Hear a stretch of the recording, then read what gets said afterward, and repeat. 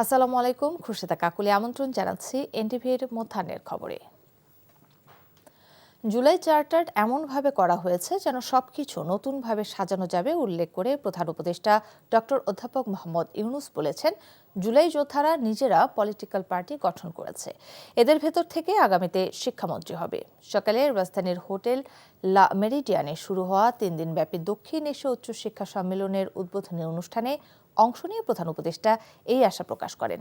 সম্মেলনে যুক্তরাজ্য, মালদ্বীপ, মালয়েশিয়া, নেপাল, পাকিস্তান, শ্রীলঙ্কা সহ বিশ্বের বিভিন্ন দেশ এবং বিশ্বব্যাংকের প্রতিনিধি সহ আন্তর্জাতিক প্রতিনিধিরা অংশ নিয়েছেন। বাংলাদেশ সহ সার্কভুক্ত দেশের ইউজিসি ও উচ্চশিক্ষা কমিশনের প্রতিনিধি, বিভিন্ন দেশের বিশ্ববিদ্যালয়ের উপাচার্য, শিক্ষাবিদ ও গবেষক, কূটনীতিকরা অংশ নেন এই সম্মেলনে। 3 দিনব্যাপী এই সম্মেলনে মোট 8টি সেশন অনুষ্ঠিত হবে। They created their own charter, July Charter,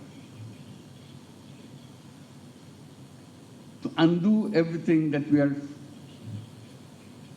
stuck up with. So there will be referendum to adopt what the future constitution of Bangladesh will be like.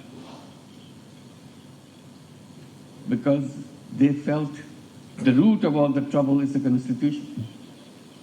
We can't go along with that constitution. জামায়াতে ইসলামীর আমির doctor Shafiqur রহমানের সঙ্গে ঢাকায় নিযুক্ত জার্মানির রাষ্ট্রদূত doctor Rudiger রোটস সৌজন্য সাক্ষাৎ করেছেন। সকাল 9টায় রাজধানীর বসুন্ধরায় জামায়াত আমিরের কার্যালয়ে সাক্ষাৎ অনুষ্ঠিত হয়। এ সময় তার সঙ্গে ছিলেন দূতাবাসের পলিটিক্যাল ও প্রেস অফিসার শার্লিনা নুসহাত কবির। বৈঠকে আসন্ন ত্রয়োদশ জাতীয় নির্বাচন বাংলাদেশের জন্য অত্যন্ত গুরুত্বপূর্ণ বলে উল্লেখ করা হয়। নির্বাচন অবাধ, সুষ্ঠু ও গ্রহণযোগ্যভাবে সম্পন্ন করার লক্ষ্যে জার্মানির সহযোগিতা ও কারিগরি সহায়তা কামনা করা হয়। একই সঙ্গে বাংলাদেশের নারী সমাজের অধিকার সুরক্ষা, কর্মক্ষেত্রে দক্ষতা বৃদ্ধি এবং সার্বিক উন্নয়নে জার্মানির অব্যাহত সমর্থনের প্রত্যাশা ব্যক্ত করা হয়। এছাড়া বৈঠকে বাংলাদেশের টেকসই গণতন্ত্র ও গণতান্ত্রিক প্রতিষ্ঠানসমূহকে আরও শক্তিশালী করার প্রয়োজনীয়তা নিয়ে আলোচনা হয়। উভয় পক্ষ ভবিষ্যতে বাংলাদেশ ও জার্মানির মধ্যে দ্বিপাক্ষিক বাণিজ্য, বিনিয়োগ ও অর্থনৈতিক সহযোগিতা আরও বেগবান হবে বলে আশাবাদ ব্যক্ত করেন। ত্রয়োদশ সংসদ নির্বাচনে রিটার্নিং অফিসারের সিদ্ধান্তের বিরুদ্ধে দায়ের করা আপিলের 4র্থ দিনের মতো শুনানি চলছে নির্বাচন কমিশনে। সকাল 10টা থেকে শুরু হয় এই কার্যক্রম, চলবে বিকেল 5টা পর্যন্ত। এই মুহূর্তে নির্বাচন কমিশন সচিবালয়ে আছেন সহকর্মী শুলি রায়, সেখান থেকে সরাসরি যুক্ত হচ্ছেন তিনি। শুলি, আপিল শুনানির আজকের কি তথ্য আছে আর এখন পর্যন্ত কতজনের মনোনয়নপত্র বৈধ হয়েছে?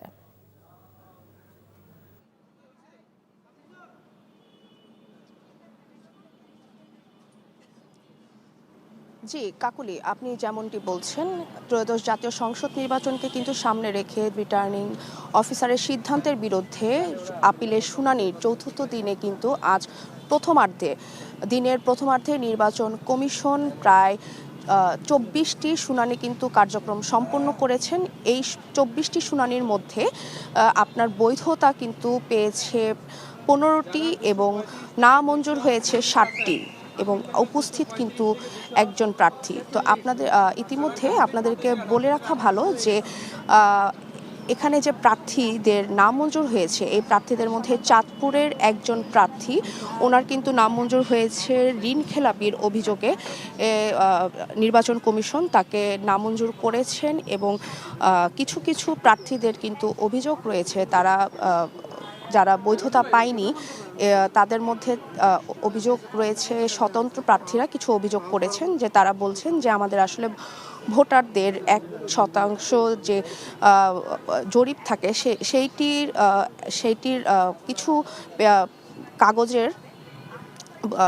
কিছু কাগজের তথ্যের ভুলের কারণে নির্বাচন কমিশন তাদের প্রার্থিতা অবৈধ ঘোষণা করে এবং তাদেরকে নামঞ্জুর করেন। কিন্তু ইতিমধ্যে আজকে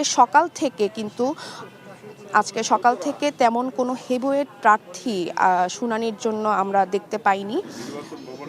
তো এই শুনানি আপনারা জানেন যে এই আপিল বিভাগের এই শুনানি কিন্তু আপনার শুরু হয়েছে শনিবার থেকে এবং চলবে আগামী 18 জানুয়ারি পর্যন্ত, এবং এই শুনানির শেষে কিন্তু প্রার্থিতা মনোনয়নপত্র এবং প্রতীক বরাদ্দের যে একটা 21শে জানুয়ারি প্রতীক বরাদ্দ হবে, এবং 22শে জানুয়ারি থেকে কিন্তু প্রার্থীরা নির্বাচনী প্রচারণা শুরু করবেন, এবং সেটি হবে 10ই ফেব্রুয়ারি পর্যন্ত সকাল 7:30 পর্যন্ত তারা নির্বাচনী প্রচারণা করবেন। কাকুলি, এই পর্যন্ত কিন্তু ছিল আমার কাছে সর্বশেষ তথ্য নির্বাচন কমিশন ভবন থেকে। দর্শক, জানছিলাম আপিল শুনানি কার্যক্রম। আসন্ন জাতীয় নির্বাচনকে সামনে রেখে নাগরিক প্রত্যাশা ও রাষ্ট্রীয় সংস্কারের রূপরেখা তুলে ধরে নাগরিক ইশতেহার 2026 খসড়া প্রকাশ করেছে নাগরিক উন্নয়ন platform Centre for Policy Dialogue CPD. সকালে রাজধানীর চিনমৈত্রী সম্মেলন কেন্দ্রে আয়োজিত অনুষ্ঠানে ইশতেহারটি আনুষ্ঠানিকভাবে প্রকাশ করা হয়। এতে বলা হয়, টেকসই গণতন্ত্র প্রতিষ্ঠা, সুশাসন নিশ্চিতকরণ এবং রাষ্ট্রীয় প্রতিষ্ঠানগুলোর কাঠামোগত সংস্কারই হবে আগামী দিনের প্রধান চ্যালেঞ্জ।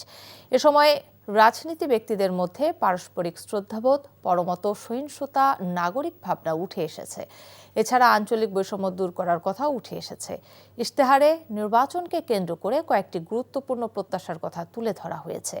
এর মধ্যে রয়েছে নিরপেক্ষ ও অংশগ্রহণমূলক নির্বাচন নিশ্চিত করা, ভোটাধিকার ও মত প্রকাশের স্বাধীনতা রক্ষা, আইনের শাসন ও মানবাধিকার সংহত করা এবং রাজনৈতিক সংস্কৃতিতে ইতিবাচক রূপান্তর আনা।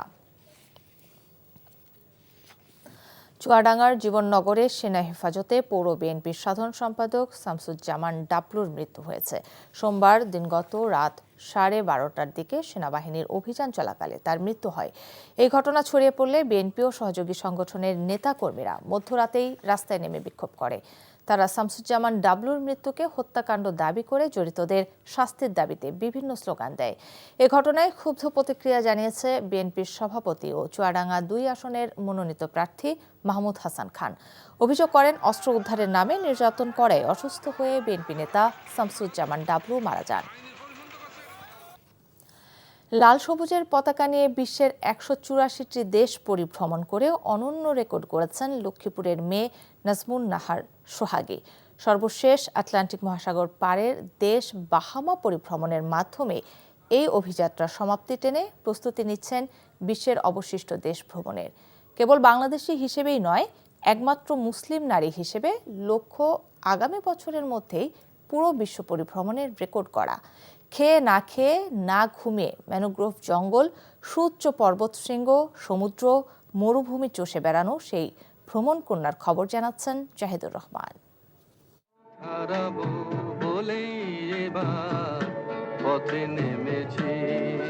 না, নাজমুন নাহার সোহাগী পথ হারাননি, বরং পথে পথে ঘুরেই খুঁজেছেন জীবনের মানে।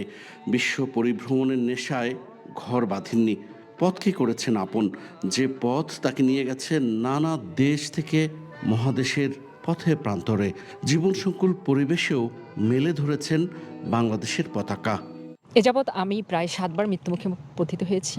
কখনো পাহাড়ের 14,200 ফিট ছিনতাইকারী আমাকে ধরেছে গুয়াতেমালার স্ট্রিটের মধ্যে, সেখানে আমাকে মেরে ফেলতে চেয়েছে, সেখান থেকে আমি বেঁচে এসেছি রক্তাক্ত হয়ে। বয়স গড়িয়ে যাচ্ছে, দাম্পত্যের বন্ধনে জড়াতে পরিবারের পক্ষ থেকে ক্রমাগত চাপ বাড়ছে। তা সত্ত্বেও বিশ্ব ভ্রমণের নেশায় 4 দশকের জীবনের সোহাগী এখনও বাধা পড়েননি দাম্পত্য সম্পর্কে। কারণ হচ্ছে পৃথিবী। আমি মনে করি যে পৃথিবী আমার ঘর, এবং পৃথিবীর মাঝে আমি সংসার বেঁধেছি। পৃথিবীর এক দেশ থেকে আরেক দেশে যাই, এবং এই ভ্রমণের কারণেই অ্যাকচুয়ালি আমার সংসার বাঁধা হয় নাই। বিশ্বের সর্বাধিক রাষ্ট্রভ্রমণকারী প্রথম বাংলাদেশী হিসেবে এই নারী এখন অনেকের কাছেই দুর্জয় পথকে জয় করার এক অনুপ্রেরণা।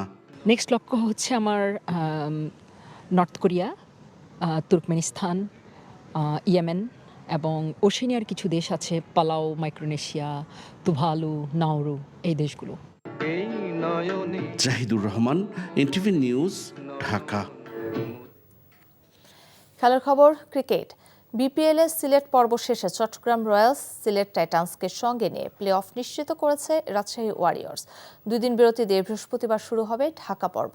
চলমান টুর্নামেন্টে প্রথমবার মাঠে বসে খেলা দেখতে পারবে রাজধানীবাসী। আরও জানাচ্ছেন কুশলী আসির। এবারের বিপিএল এর শুরুটা হয়েছিল সিলেটে। চট্টগ্রাম হয়ে ঢাকা পর্বের পর প্লে অফ ও ফাইনাল হওয়ার কথা ছিল। তবে চট্টগ্রাম পর্ব বাদ দিয়ে টুর্নামেন্টের প্রথম 24টি ম্যাচের আয়োজক হয় সিলেট।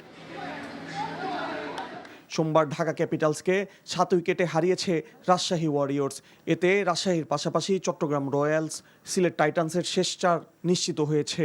এই জয়ে পয়েন্ট টেবিলের শীর্ষেও পৌঁছে গেছে ওয়ারিয়র্সরা। 4 উইকেট নিয়ে নজর কেড়েছেন রাজশাহীর আব্দুল গাফফার সাকলাইন। আল্লাহ পাকের কাছে শুকরিয়া যে আমি ভালো কন্ট্রিবিউট করতে পারছি।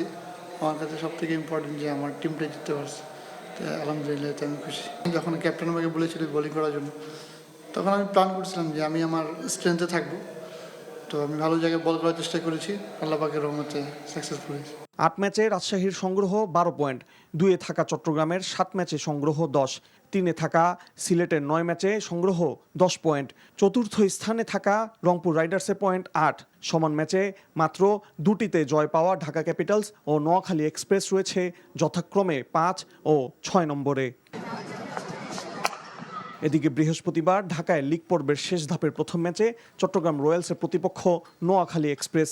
একই দিন রাজশাহী ওয়ারিয়র্স লড়বে সিলেট টাইটান্সের বিপক্ষে।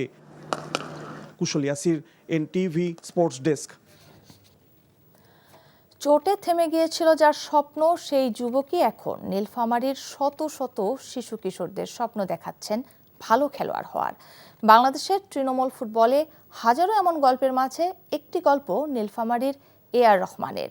গড়ে তুলেছেন একাডেমি, লক্ষ্যটাও বড়। ইচ্ছা ছাত্রদের জাতীয় দলে দেখার, প্রশিক্ষণের মান বাড়াতে চেয়েছেন বাফুফের অর্থ সহায়তা। নীলফামারী থেকে ইয়াসিন মোহাম্মদ সিথুনের রিপোর্ট। যে স্বপ্ন থেমে গিয়েছিল ইনজুরিতে, সেই স্বপ্নটা এখন শত শত শিশু কিশোরের মননে বাঁচিয়ে রেখেছেন নীলফামারীর ফুটবল প্রশিক্ষক এআর রহমান। ভয়াবহ এক চোটের কবলে পড়ে 2014 সালেই পেশাদার ফুটবল থেকে বিদায় নিতে হয় তাকে। তবে তাতে লড়াই থামেননি এআর রহমান। নিজের উদ্যোগে 2018 সালে গড়ে তুলেছেন AR Rahman football academy. Injury হওয়ার পরে 2 বছর আমার খুব কষ্টে যায়। আমি কান্না করতে করতে বালিশ পর্যন্ত ভিজাই ফেলছি। তা আসলে আমার ভিতরে যে ফুটবলটা ছিল, আমি অপূর্ণতার কারণে আমি থেমে গেছি। শুধু নিজ ক্লাবের অনুশীলনে নয়, ঝরে যাওয়া ও সুবিধাবঞ্চিত ফুটবলারদেরও বিশেষ প্রশিক্ষণ দেওয়া হয় এই একাডেমিতে। ঢাকার পায়োনিয়ার ফুটবল টুর্নামেন্টে অংশ নেয়া গাজীপুরের একটি ক্লাবও খেলোয়াড়ের খোঁজে এসেছেন নীলফামারীতে। যারা এই এলাকার প্রতাপশালী আছে, তারা যদি এদের এই এআর রহমান ফুটবল একাডেমির সহযোগিতা করে, তাহলে এই ছেলেটার ভালো আগ্রহ আছে। সেই এলাকার খুদে ফুটবলারদের, অবহেলিত ফুটবলারকে একদম নিচে থেকে সে তুলে আনতে চায়। স্থানীয়দের প্রত্যাশা, সবাই সহযোগিতার হাত বাড়িয়ে দিলে ভবিষ্যতে জাতীয় দলের খেলোয়াড়ও উঠে আসবে এই একাডেমি থেকে। আমাদের এলাকার উজ্জ্বল করতেছে এবং আমরা এতে গর্ববোধ করি যে সে একজন ভালো খেলোয়াড় এবং ভালো একাডেমিক হিসাবে। সে খেলা বাদ দিয়ে দিল, তারপরে সে হাজারো তরুণের স্বপ্ন নিয়ে কাজ করছে, এটা আসলেই প্রশংসনীয়। বাংলাদেশের জাতীয় ফুটবল দলের শীর্ষ তারকা শেখ মোরসালিনও উঠে এসেছিলেন নীলফামারী থেকে। ক্ষুদ্র ক্ষুদ্র এমন একাডেমিগুলো বাফুফের যথেষ্ট সহায়তা পেলে আরও এমন মোরসালিন উঠে আসার প্রত্যাশাও স্থানীয় ফুটবল ভক্তদের। NTV news desk. এই ছিল মোধানের খবরে। এই খবরের ভিডিও সহ আপডেট জানতে ভিজিট করুন এনটিভি অনলাইন www.ntvbt.com। এছাড়াও এনটিভির জনপ্রিয় সব অনুষ্ঠান ও খবরের আপডেট জানতে ভিজিট করুন আমাদের ইউটিউব ও ভেরিফাইড ফেসবুক পেজ। দুইটাই দুপুরের খবর দেখার আমন্ত্রণ রইল। ধন্যবাদ সবাইকে।